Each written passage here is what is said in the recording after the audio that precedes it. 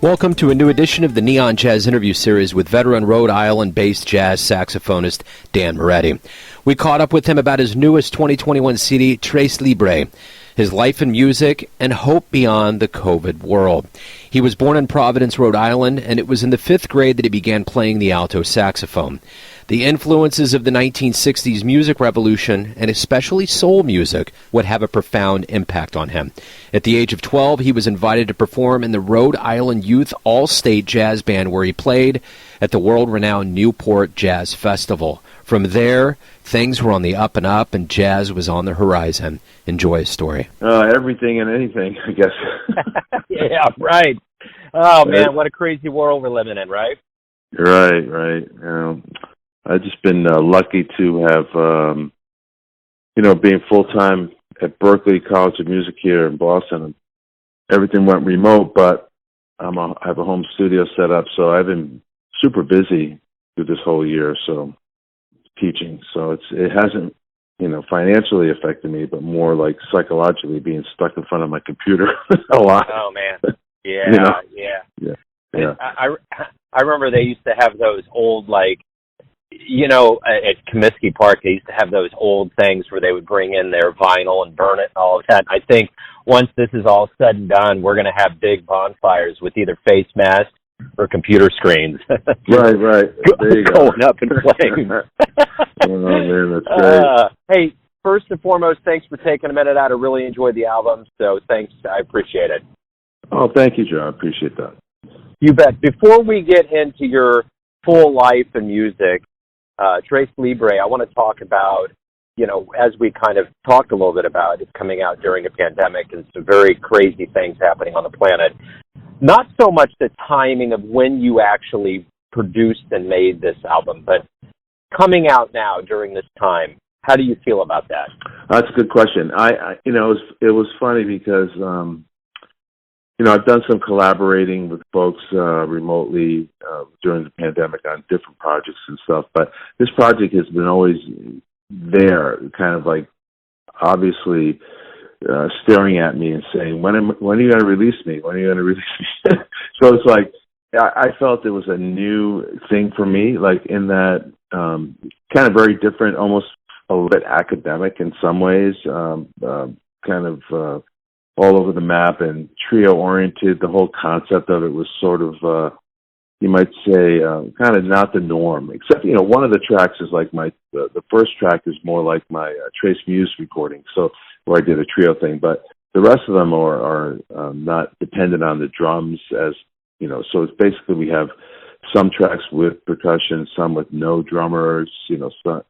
Anyway, so my whole feeling behind it was that it's a real kind of fresh new page for me, and it's a way that I can let people who maybe know what I've done in the past go, oh, this is really different, and appreciate the feeling behind it, because actually there's some tunes that have a real kind of connection from you might say, just an expression, you might say, a feeling, and some of them are very improvisational, you might say. Like track 5 is totally improvised with the 2 Cuban friends of mine. We just basically decided when to start and stop, and that was it. There was no other discussion, and we just played. So actually we did a whole recording of about 8 songs, but this was the most, you might say, well, this one was the totally improvised one. The other one were standards, So anyway, that's kind of the feeling behind it for me, was like, get this out there. There's 9 other folks involved, and have people have a fresh kind of perspective about, what I'm doing. Anytime somebody either buys or downloads it, they're making a real commitment to who you are and what you're putting out. And on this album, what do you ultimately want the listener to get from this artistic experience? I think the interesting thing, too, about the connection, it's kind of old school in one way, in terms of the sequence of all the songs. My mastering person, Toby Mont, said to me when I sent him the stuff, he goes, Dan, I listened to the whole thing all the way through. It just was like put together so well. And then this other friend of mine said, I listened to it like 5 times in a row. I just had it on repeat. It all kind of works all together. All the songs connect. So that's kind of like what I'm hoping, is that actually someone, instead of just downloading one song, just plays it from the beginning to the end, and experiences the flow of the tunes and how they change and the grooves change and the soundscape changes and the tonality changes. Even the harmony connects in interesting ways where one song harmonically connects to the next song. So that's what I'm hoping, that they listen to the whole thing and experience just kind of like all the different players. So it's not like, it's different in that, you know, on a regular recording, you have a rhythm section and, you know, maybe one guest differently, you know. But this, like, every track is completely different in terms of the instrumentation and who's playing on it. You were born in Providence, Rhode Island, and you're basically from the Rhode Island area. Talk to me a little bit about your childhood and how jazz became your life. That's an interesting story. Well, where I grew up is where I'm actually living now. I kind of migrated back to the southern coast in Rhode Island, down there in Narragansett. I live in Wakefield now. But when I was growing up, there was very limited everything. So, in fact, we did not even have a high school yet in Narragansett. It only went to ninth grade, and then you had to go to another town for high school. I started playing in grammar school, and it was one of those things where the guy shows up and demonstrates instruments and then hands out a flyer, sign up for one of these and you can rent them. And so it's like, what?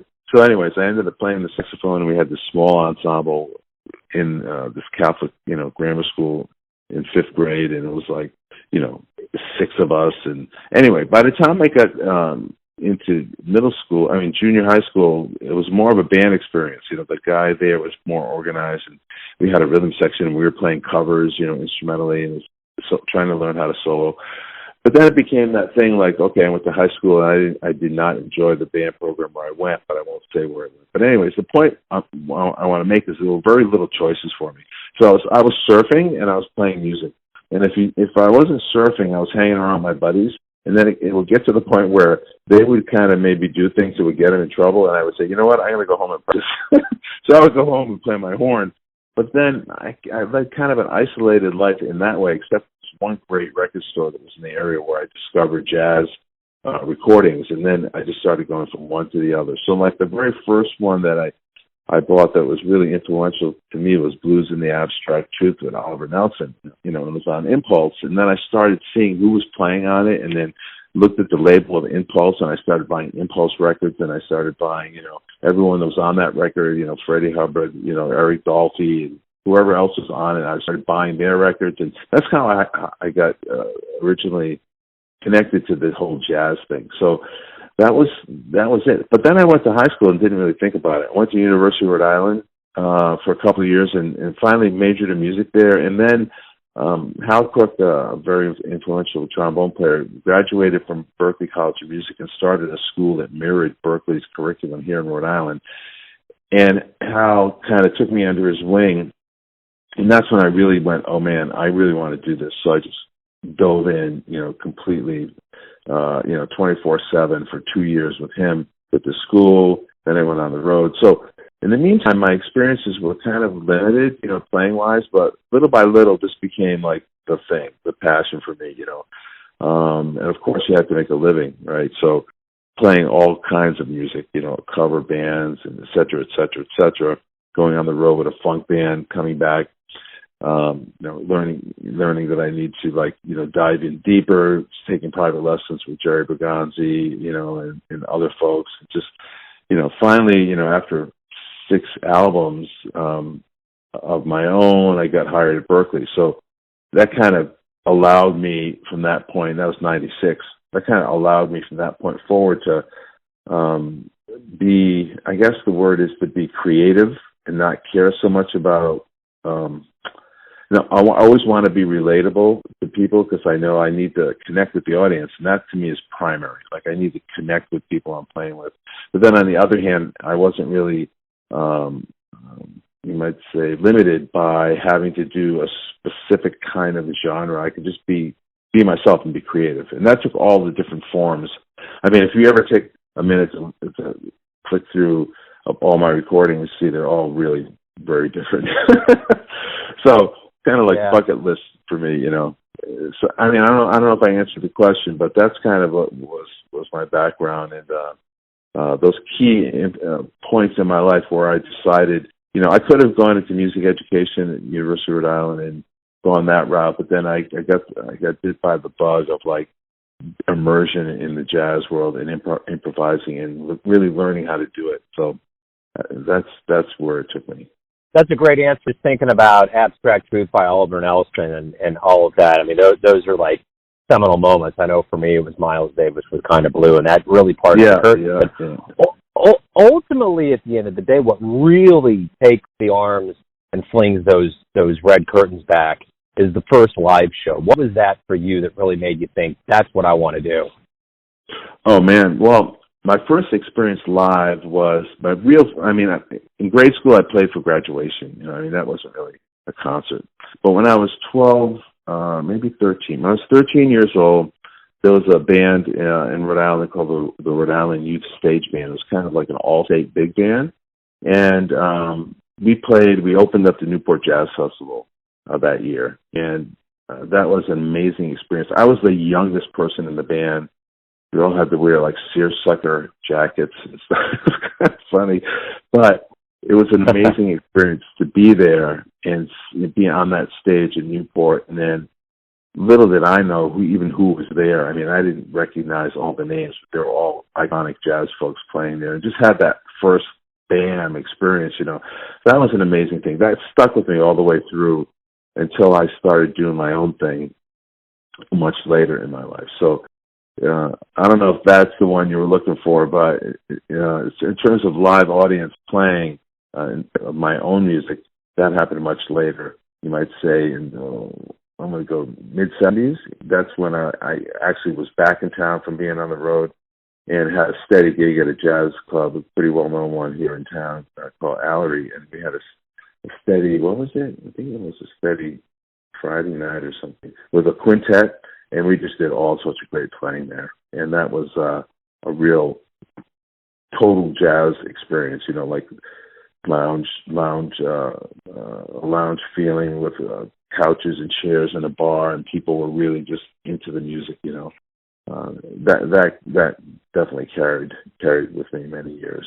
And then from that point forward, it's been a series of, write music, produce a record, get the record out there, then do performances based on that band as much as you can. In the meantime, luckily I got involved with some companies and got some sponsorships and went through a bunch of different labels. Actually, the first thing that really was if you want to go to the recording part of it, was that I produced my first album in '85, and then I just released it locally and got some good reviews and some airplay just locally. And I would go to the record shop and look at the artists that I thought were like me, and say, well, who's managing this person? Who's this?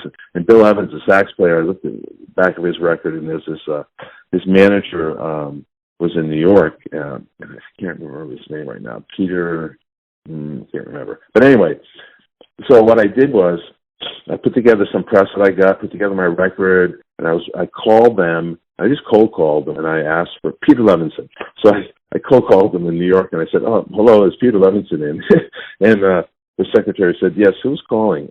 And at that moment, I had a studio that I was in partnership with. So I said, Celebration Sounds from Rhode Island. So there was like a little silence. She put me on with him, and I said, "Oh, hi, Peter Levinson. This is Dan Moretti from Celebration Sounds." He goes, "Do I know you?" I said, "No, this is a total cold call." And I told him what I wanted. I said, "Look, I have a great record out, blah, blah, blah, and I see you doing Bill Evans. Can I send it to you?" He goes, all right. Send it to me. Okay. So I sent it to him. And then I just followed up with him to a point where he almost slammed the door on me. Then I let it go for about a month, and then finally, after about a month, I just call him one more time. He's probably going to just hang up on me. So I called him, and he goes, "Oh, Dan, I'm glad you called me." He goes, "A good friend of mine, Herb Wong, in San Francisco, started a new label called Black Hawk Records, and sent him your album, and he loves it, and he wants you to be the fusion act on the label." And I completely changed my life, because that label had Phil Woods on it, Stan Getz on it, Bubba Tunji, all these amazing, iconic jazz people, and I was the fusion guy. And Herb Vaughn was, I don't know if you remember who he was, a very famous K-Jazz personality in San Francisco for years. So then immediately that record was released internationally. And it was vinyl, definitely. And that was my first, like, totally, like, the doors all flew open. And that started my whole recording career. And actually, I went to Russia in 1989, and someone brought the record up to the stage and had me sign it. So it was kind of totally mind-blowing. Yeah. So anyways, and you know, so here we are, you know. Man, what a great story. You know, I used to hear rumors, I don't know if it was true, that Steven Spielberg's first job on the Universal lot, he just found a desk and put his nameplate on it and acted like he worked there.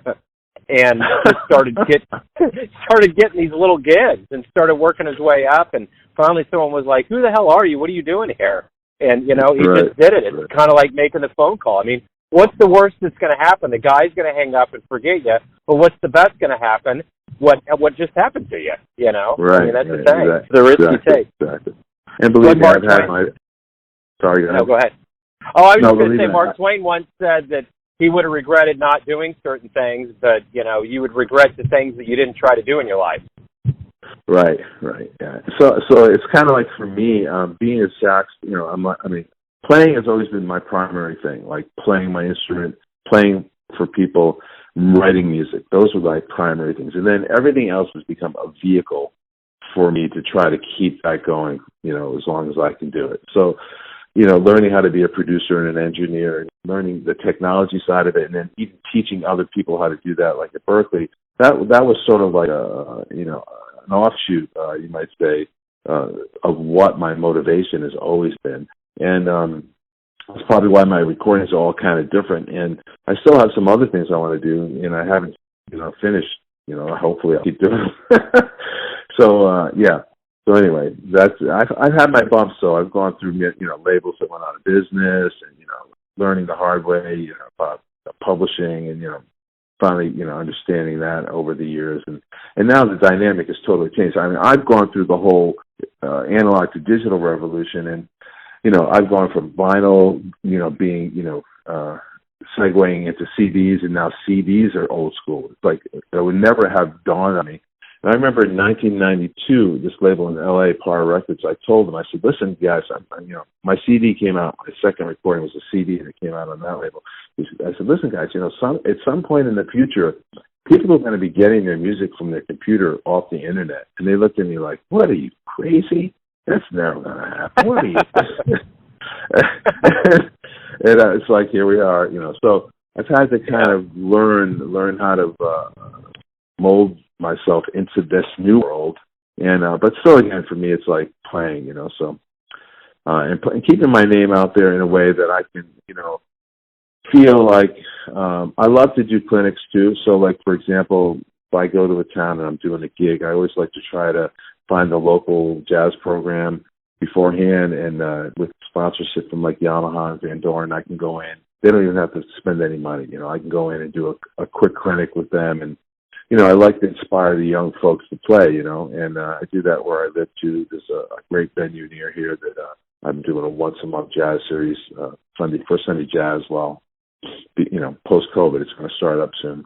And there's local jazz programs, and I visited them. I had the kids come and sit in. You know, that stuff, I really enjoy that too. So, you know, we've been going through, obviously, this year of, you know, no live music. And when we do get back in some level of earnest to live music, what do you hope we all realize about this absence of live music in our lives?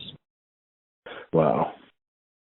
I know that, let's see, I did one gig. Okay, so this venue near me, right, was able, because first of all, I live in the Northeast, obviously, it's cold, right? So the venues that were able to convert to outside performances, that lasted until maybe November. You know, and the last gig I did outside, it was during COVID this past year. We did outside gigs in the summer, you know, and with masks on. But the last outside gig I did was October.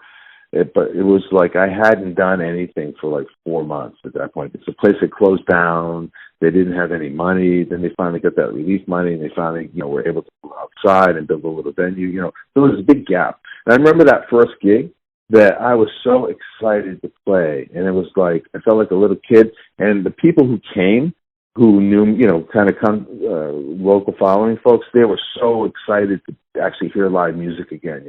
And the feeling was like, man, I miss this so much. And I'm just hoping that people remember that feeling, because we're going to need a lot of that moving forward, especially, because the way the media, puts out information, it's almost fearful. People, even though, I've had both my shots, everything's cool, but you still want me to wear 2 masks, and now, I'm afraid I'm going to go out and get some offshoot of this fire. I mean, it's going to be like people have to somehow have courage, like in other states, like in Texas or in Florida, where they just said, you know what, there was never a mask mandate there, and their numbers are nowhere different than ours. So it's like people have to have some kind of courage and just get back out there and live. That's my feeling. Come on, let's go. Yeah, I agree. I totally agree. So everyone has a perception of you, your family, your friends, your students, your fans, but ultimately you're living your life. Who do you think you are? That's an interesting story. Well, I have an answer for that. So,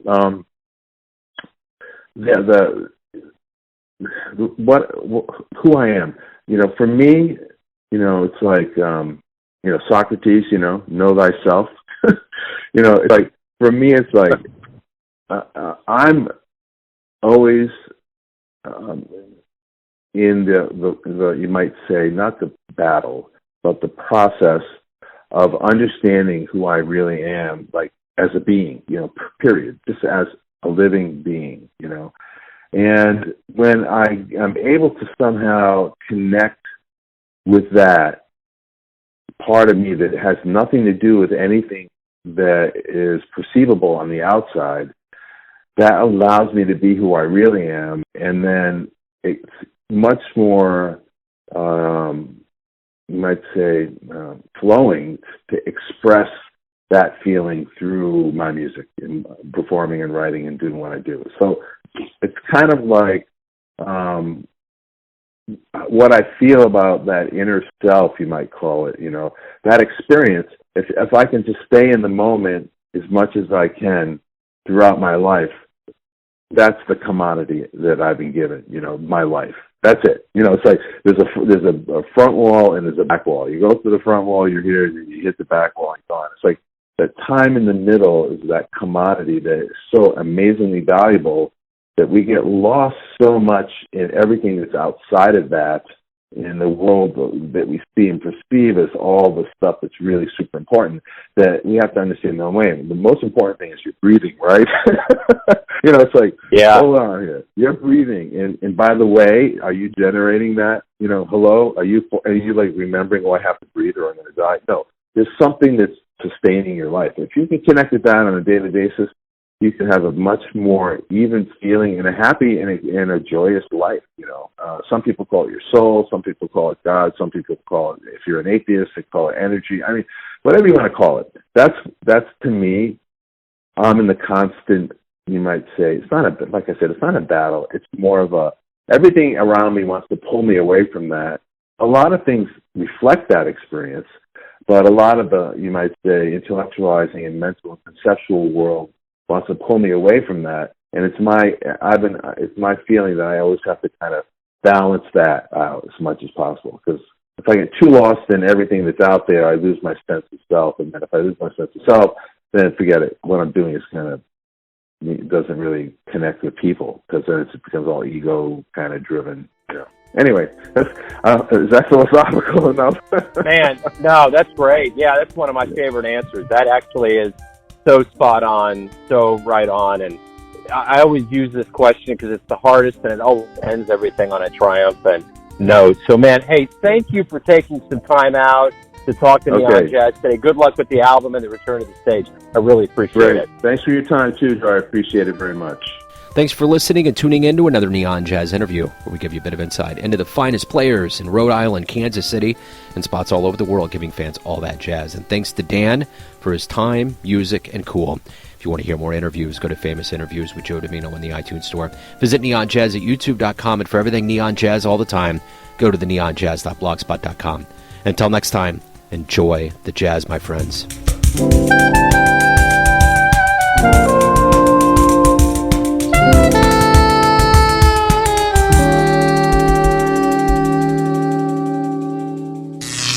Neon Jazz.